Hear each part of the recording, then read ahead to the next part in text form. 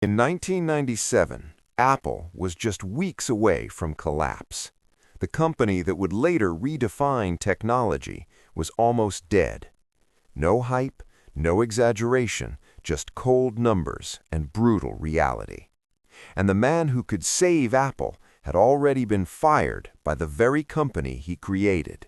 In the early 1980s, Apple was the future. The Macintosh changed how people interacted with computers forever. But success didn't last. By the mid-1990s, Apple had lost its identity. Too many products, too many versions of the same computer, no clear direction. Windows dominated the market, developers abandoned Apple, and customers stopped caring. Apple was burning cash at an alarming rate, and Wall Street had already given up.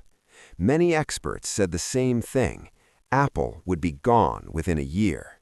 Ironically, Apple's downfall began after Steve Jobs was fired in 1985. The board believed he was too emotional, too aggressive, too difficult to control.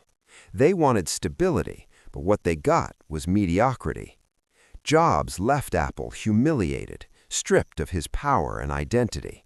But he didn't disappear. He built next. He bought Pixar. And more importantly, he learned. While Apple struggled, Steve Jobs evolved. In 1997, Apple made a desperate move. They acquired Next, and with that decision, Steve Jobs returned. At first, he wasn't CEO, just an advisor. But behind closed doors, Jobs quickly saw the truth. Apple wasn't sick. Apple was bloated. And if it didn't change immediately, it would die. Steve Jobs did something almost unthinkable. He cut nearly everything. Dozens of products were canceled. Entire teams were shut down. Apple went from chaos to clarity, from hundreds of ideas to just 4 products. People inside the company panicked. Engineers were furious. Executives resisted. Jobs didn't care. Focus was no longer optional. It was survival. Then came the most humiliating moment in Apple's history.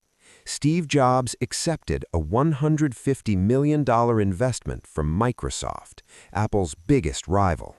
When he announced it on stage, the audience booed.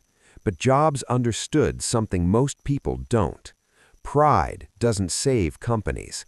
Reality does. That deal bought Apple time, and time was all Jobs needed. 1 year later, Apple revealed the iMac, a colorful, transparent computer that looked nothing like anything else on the market. People laughed at first, then they bought it. For the first time in years, Apple wasn't copying anyone. It was leading again. Sales exploded, cash returned, and confidence followed. Apple was alive. Steve Jobs didn't save Apple because he was a genius. He saved Apple because he was honest. Honest about failure. Honest about focus. Honest about what no longer mattered. He understood one brutal truth: you can't build the future while protecting the past. Steve Jobs was once fired, humiliated, and written off. But when Apple needed him most, he returned. Not to rebuild the old Apple, but to create a new one. Sometimes the greatest comeback isn't loud, it's precise, and it changes everything.